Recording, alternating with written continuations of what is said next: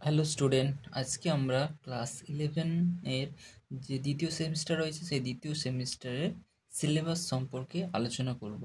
দেখো বন্ধুরা, আমরা ক্লাস 11 এর প্রথম সেমিস্টারে যে 6টি অধ্যায় পড়েছিলাম সেই একই রকমভাবে সেকেন্ড সেমিস্টারেও কিন্তু আমরা 6টি অধ্যায় পড়ব।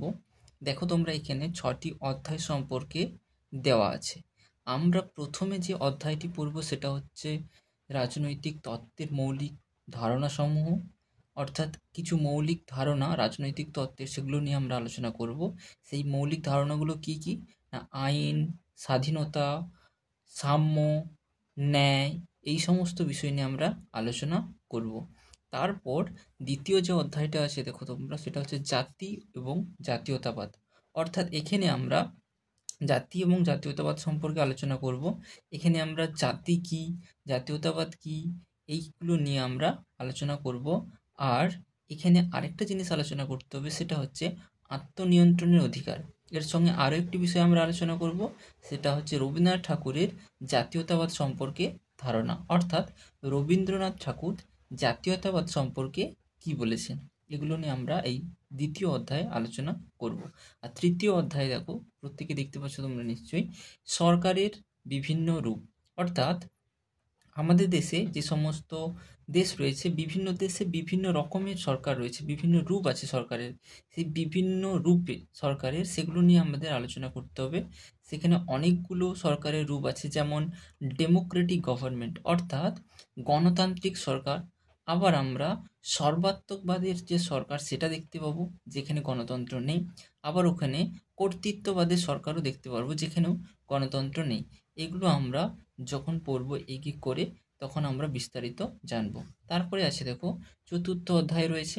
এখানে বলেছে যে সমকালীন ভারতীয় রাষ্ট্রচিন্তা। অর্থাৎ সমকালীন সময়ে ভারতীয় কিছু বিখ্যাত ব্যক্তি ছিল, তারা রাষ্ট্রচিন্তা সম্পর্কে বিভিন্ন মতামত দিয়েছেন। এরকম কয়েকজন বিখ্যাত ব্যক্তির এখানে আলোচনা করতে হবে। সেই বিখ্যাত ব্যক্তি কারা? মহাত্মা গান্ধী, স্বামী বিবেকানন্দ, নেতাজি সুভাষচন্দ্র বোস এবং মৌলানা আবুল আজাদ। এদের সম্পর্কে আমরা জানব, তারা রাষ্ট্রচিন্তা সম্পর্কে কি কি কথা বলেছেন।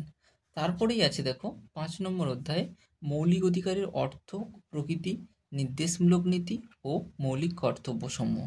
অর্থাৎ আমরা প্রথম সেমিস্টারে কিন্তু এই মৌলিক অধিকার, নির্দেশমূলক নীতি, কর্তব্যসমূহ, এগুলো আমরা একটু একটু পড়েছিলাম। এই অধ্যায়ে আমাদের একটু বিস্তারিত পড়তে হবে। মৌলিক অধিকার কি, তার প্রকৃতি কি, তার অর্থ কি, নির্দেশমূলক নীতি বা কি, কোথায় রয়েছে সংবিধানের, এই সমস্ত কিছু আমাদের পড়তে হবে। শেষ অধ্যায় দেখো, যেটা আমাদের ষষ্ঠ অধ্যায়, সেটা নির্বাচন ও প্রতিনিধিত্ব।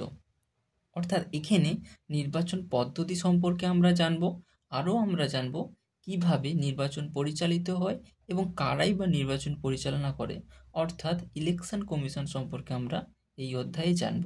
এই মোট দ্বিতীয় সেমিস্টারের সিলেবাস। এই 6টি অধ্যায় মিলে দ্বিতীয় সেমিস্টার পরীক্ষা হবে এবং এখানে তোমরা সকলেই জানো এমসিকিউ নয়, এখানে 2 নাম্বার, 4 নাম্বার এবং 6 নাম্বারের কোশ্চিন হবে এবং এই নাম্বারগুলো নিয়ে তোমাদের মোট 40 নাম্বারের পরীক্ষা হবে। এইগুলো তোমাদের পুরো সেমিস্টার ধরে পড়তে হবে।